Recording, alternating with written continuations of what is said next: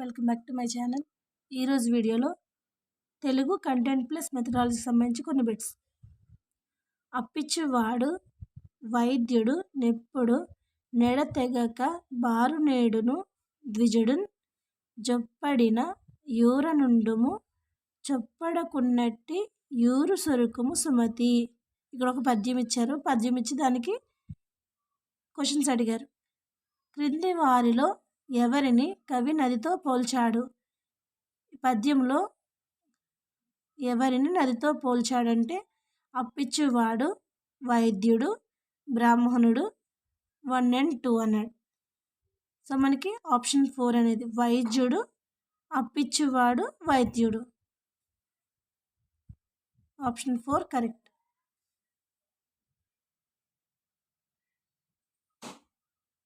పై పద్యంలో ద్విజుడు అనగా ఎవరంటే బ్రాహ్మణుడు.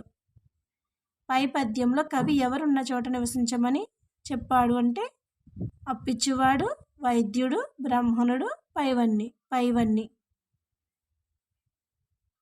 నెక్స్ట్ 34. పై పద్యంలో ఎడతెగక అనే పదానికి అర్థం. పై పద్యంలో ఎడతెగక అనే పదానికి అర్థం తెగిపోకుండా, విఘ్నం లేకుండా ఏర్పడిన ఏదీ కాదు. ఎడతెగక అంటే విఘ్నం లేకుండా. Option 2 correct. నెక్స్ట్ 35 నుంచి 38 వరకు ఇక్కడ సెంటెన్సెస్ ఇచ్చి స్టోరీ ఇచ్చి దాని మీద క్వశ్చన్స్ అడిగారు. గిరీశం విజయనగరంలో ఉంటాడు. అతను తన దగాకోరుతనంతోనూ మాటకారితనంతోనూ అందరినీ బురుడి కొట్టిస్తూ ఉంటాడు. కానీ రాను రాను అతనికి అనేక సమస్యలు ఎదురయ్యాయి.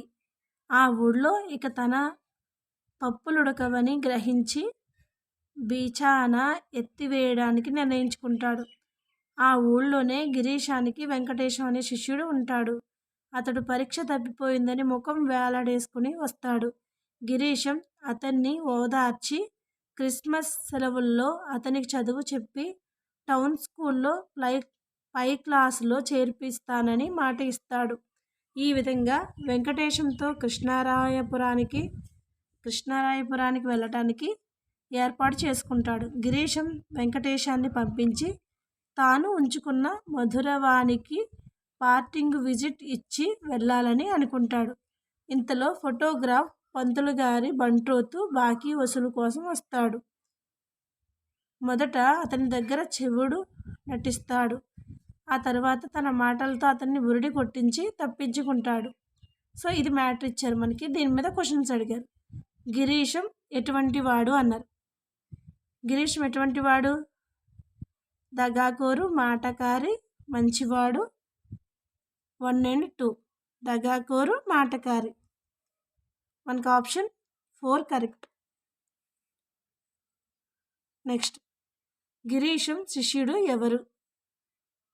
గిరీశం శిష్యుడు ఎవరు అంటే వెంకటయ్య, వెంకటేశం, వెంకటరమణ, వెంకటేశ్వర్లు. గిరీశం శిష్యుడు ఎవరు? Venkatesam. Option 2 correct. Girisham parting visit ఎవరికి ఇచ్చి వెళ్ళాలనుకుంటాడు? గిరీశం పార్టింగ్ విజిట్ ఎవరికి ఇచ్చి వెళ్ళాలనుకుంటాడు? వెంకటేశం, బంట్రోతు, మధురవాణి, బుచ్చమ్మ. గిరీశం పార్టింగ్ విజిట్ ఎవరికి ఇచ్చి వెళ్ళాలనుకుంటాడు? మధురవాణికి. నెక్స్ట్ ఫోటోగ్రాఫ్ పంతులు గారి బంట్రోతు ఎవరి బాకీ వసూలుకొచ్చాడు?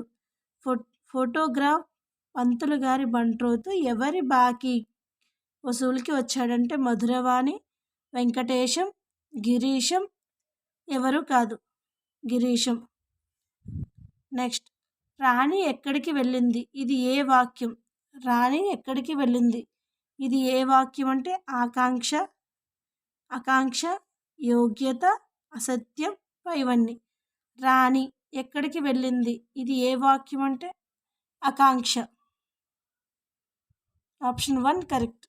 నెక్స్ట్ తెలుగుదేలయన్న దేశంబు తెలుగేను ఆధునిక భాషలోనికి మారిస్తే.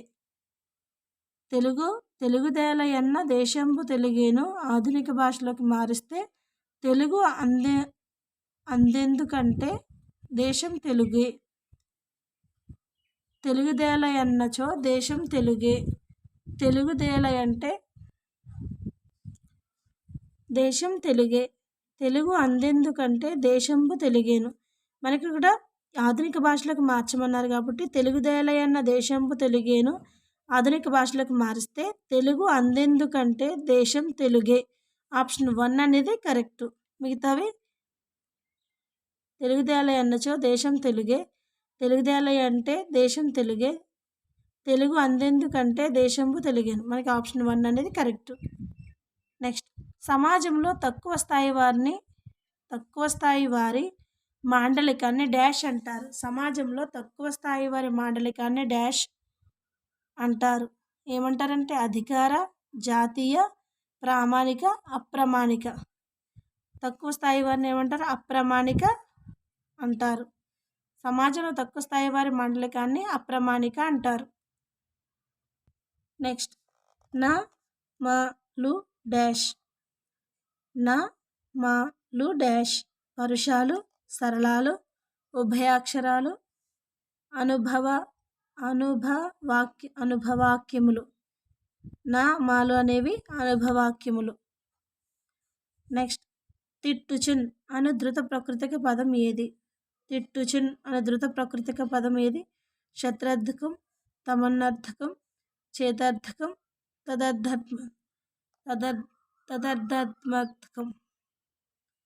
తదర్మార్థకం. తిట్టుచున్ అనే ధృత ప్రకృతిక పదం ఏది? చేతార్థకం. Option 3 correct. నేను, మీరు, అతడు, అది, ఆ పదాలు. నేను, మీరు, అతడు, అది, ఆ పదాలు నామవాచకము, సర్వనామము, కృదంద నామవాచకము ఏది కాదు. 44కి ఆప్షన్ 2 కరెక్ట్. సర్వనామము. నేను, మీరు, అతడు, అది, ఆ పదాలు ఏ పదాలు అంటే సర్వనామంకి సంబంధించిన పదాలు. నెక్స్ట్, తెలుగులో ఉన్న వచనం ఏకవచనం, బహువచనం, ద్వివచనం, 1 and 2. ఏకవచనం, బహువచనం, ద్వివచనం, 1 and 2. Option 4 correct. తెలుగులో ఉన్న వచనం ఏంటి? ఏకవచనము ప్లస్ బహువచనం. నెక్స్ట్, రాజ్యసభ సభ్యుడిగా ఎన్నికైన ఏకైక తొలి తెలుగు కవి. రాజ్యసభ సభ్యుడిగా ఎన్నికైన ఏకైక తొలి తెలుగు కవి ఎవరంటే విశ్వనాథ సత్యనారాయణ, అందశ్రీ, డాక్టర్ సి నారాయణ రెడ్డి, సురవరం ప్రతాపరెడ్డి. మనకి 46కి option 3 correct. Suravaram C Narayana Reddy Rajya Sabha సభ్యుడిగా ఎన్నికైన ఏకైక తొలి తెలుగు కవి ఎవరంటే doctor C Narayana Reddy. Next, ధీరుడు అనున్నది ఏ లింగానికి సంబంధించినది? ధీరుడు అనున్నది ఏ లింగానికి సంబంధించినది? పుల్లింగం, నపుంసకలింగం, 1 and 2, స్త్రీలింగం. ధీరుడు అన్నది పుల్లింగం. చతుర్థి విభక్తిలో వచ్చే ప్రత్యయము ఏది? చతుర్థి విభక్తిలో వచ్చే ప్రత్యయము ఏది? నిన్, చేత, కొరకు, వలన. కొరకునికై అనేది చతుర్థి విభక్తి. నెక్స్ట్, సంస్కృత పదాలతో ఏర్పడిన సమాసాన్ని ఏమంటారు? సంస్కృత పదాలతో ఏర్పడిన సమాసాన్ని ఏమంటారు? సంస్కృత పదాలతో ఏర్పడిన సమాసాన్ని ఏమంటారు? సిద్ధము, సాధ్యము, మిశ్రమము, ఆచ్చిక అంటే సిద్ధము. సంస్కృత పదాలతో ఏర్పడిన సమాసాన్ని సిద్ధము అంటారు. వేడినీళ్ళుకి అప్రమాణ భాష ఏది? ఉడికినీళ్ళు, జడ, చెరువు, పైవన్నీ. ఉడికినీళ్ళు. వేడినీళ్ళు అంటే ఉడికినీళ్ళు. నెక్స్ట్, మేధావికి వ్యతిరేక పదం. విధావి, అల్పబుద్ధి, మేధావి, విబుధి. మేధావికి వ్యతిరేక పదం ఏంటి? అల్పబుద్ధి. బూర్గుల రామకృష్ణారావు వ్యక్తిత్వాన్ని పరిచయం చేస్తూ నేనెరిగిన బూర్గుల వ్యాసం రచించినది ఎవరు? బూర్గుల రామకృష్ణారావు వ్యక్తిత్వాన్ని పరిచయం చేస్తూ నేనెరిగిన బూర్గుల వ్యాసం రచించినది ఎవరు? మామిండ్ల రామగౌడ్, సంగం లక్ష్మీబాయి, పివి నరసింహారావు, ముకురాల రామిరెడ్డి. పివి నరసింహారావు బూర్గుల రామకృష్ణారావు వ్యక్తిత్వాన్ని పరిచయం చేస్తూ నేనెరిగిన బూర్గుల వ్యాసం రచించినది ఎవరంటే పివి నరసింహారావు. నెక్స్ట్, ఒకే మాట రెండుసార్లు రావడం శబ్దార్థ భేదం ఉండదు, తాత్పర్య భేదం ఉంటుంది. ఇది ఏ అలంకారం? ఒకే మాట రెండుసార్లు రావడం శబ్దార్థ భేదం ఉండదు, తాత్పర్య భేదం ఉంటుంది. ఇది ఏ అలంకారం? లాటానుప్రాస, చేకానుప్రాస, అంత్యానుప్రాస, వృత్యానుప్రాస. లాటానుప్రాస. ఒకే మాట రెండుసార్లు రావడం అంటే లాటానుప్రాస అలంకారం. ఎడద ఇది ఏ పదపు వికృతి? ఎడద అనేది ఏ పదపు వికృతి అంటే యద హృదయం, ఏడాది, బెడద హృదయం. ఎడద అనే పదానికి వికృతి పదం ఏంటి? హృదయం. సో తెలుగు కంటెంట్ బిట్స్ అయినాయి. ఇప్పుడు తెలుగు మెథడాలజీకి సంబంధించిన బిట్స్. భాష అనే పదం ఏ సంస్కృత ధాతువు నుండి పుట్టింది? భాష అనే పదం ఏ సంస్కృత ధాతువు నుండి పుట్టిందంటే భాష్యం, భేష్, భాష్, భాష. మనకి ఆప్షన్ 3 కరెక్ట్. భాష అనే పదం నుండి, భాష అనే సంస్కృత ధాతువు నుండి పుట్టింది. నెక్స్ట్, ప్రత్యేకంగా తెలుగు కోర్సు నిర్వహించి పరీక్షల నిర్వహణ ఏ సంవత్సరం నుండి రూపొందించినది? ప్రత్యేకంగా తెలుగు కోర్సులు నిర్వహించి పరీక్షల నిర్వహణ ఏ సంవత్సరం నుండి రూపొందించిందంటే 1944. 1944. ఎవరి నుండి వ్యాసం అన్న పేరు స్థిరపడింది? ఎవరి నుండి వ్యాసం అన్న పేరు స్థిరపడింది? కృష్ణశాస్త్రి, శ్రీశ్రీ, గురజాడ, పాల్కురికి సోమనాథుడు. మనకు ఆప్షన్ 3 కరెక్ట్. ఎవరి నుండి వ్యాసం అన్న పేరు స్థిరపడిందంటే గురజాడ అప్పారావు గారి నుంచి. ఉచ్చారణ దోషాలు, శబ్ద దోషాలు, విషయ దోషాలు దేనివల్ల సవరించడానికి వీలు కలుగుతుంది? ఉచ్చారణ దోషాలు, శబ్ద దోషాలు, విషయ దోషాలు దేనివల్ల సవరించడానికి వీలు కలుగుతుందంటే వాక్య పఠనం, మౌన పఠనం, ప్రకాశ పఠనం, సామూహిక పఠనం. ప్రకాశ పఠనం వల్ల ఉచ్చారణ దోషాలు, శబ్ద దోషాలు, విషయ దోషాలు సవరించడానికి వీలు కలుగుతుంది. నెక్స్ట్, పాఠశాల ఒక తోట, దానిలోని విద్యార్థులు మొక్కలు.